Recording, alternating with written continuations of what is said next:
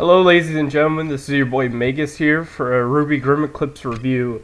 Now today we're going to be taking a look at the game, tell you about what I think is good, tell you what I think is bad, and should you buy it or should you not? Well, that is a decision on your own time, but for the meantime, let's talk about this game and what it does right and what it does wrong.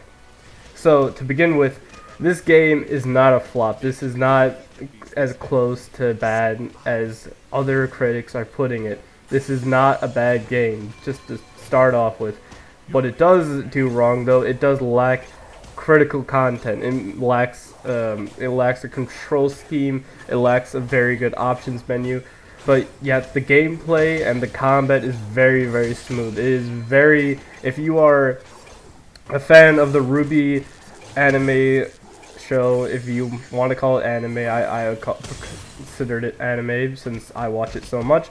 This game is perfectly down your alley and is a very good pickup. At $25, it is a bit much, but there are soon to be updates to the game, and soon there will be a Team Juniper coming and a Horde mode, which will have much more content and make this much more worth $25. Now, the thing I really love about this game is that you can prestige, and games where you can prestige show you that you can get better at the game. You're playing more, and you can brag to your friends as well. But that's what I like about this game, that you're allowed to do that. Look at that awesome clip, and the fact that the game wants you to level up as characters is a very good sign of pushing you to get to the next level, pushing you to get experience, pushing you to look for artifacts, which are little things that give you a very good reward of XP, and it makes you want to help out your team doing team attacks, which helps you get a lot of XP as well, which this game is basically based around, because if you watch the TV show or anime, either one you want to put it, RWBY is based off a team. It's based off teams where huntresses and hunters work.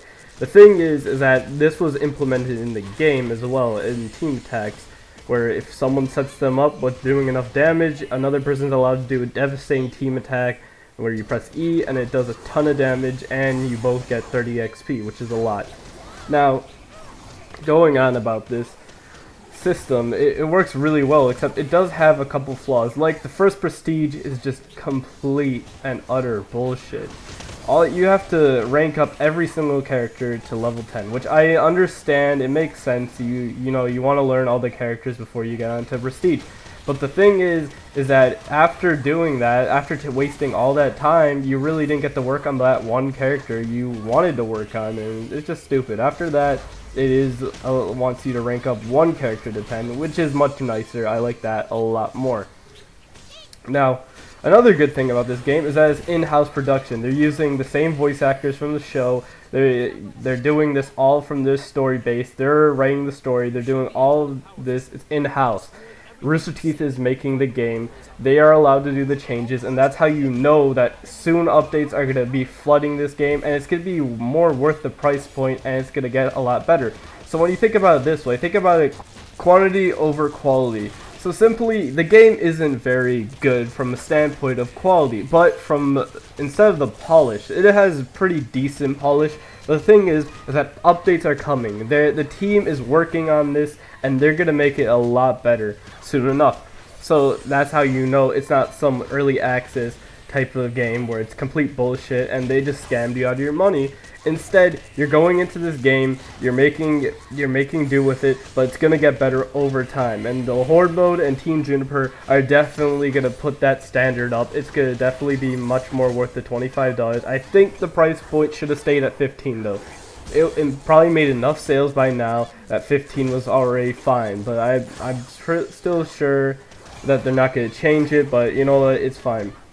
But for now, if you're a very big fan of the RWBY show, please go check it out like I am. I am a huge fan of RWBY, so I had to pick this one up. It is definitely worth it. It is a very good combat game. It is definitely like a Left 4 Dead type of game, where you can just jump into any game and you can help your friends out and you can have a good time. And that's really what this game was intended for. It was intended to play with friends, play with other people. See, in this clip, I specifically put it here, I'm playing by myself. It's fun and all, I'm getting these huge kills and I'm having a good time, but it's also annoying because I don't have my friends to back me up. If I die once, I can't be revived, so I just lose automatically. And that's why this whole purpose of making the team more valuable than normal games, even in a horde game. So that wraps me up. That brings me about to the conclusion of this video. This is how you rank up / prestige. Forgot to leave that part in. And as well, if you like the game, go purchase it, leave a like on this video, and I hope you all have a great day. Later.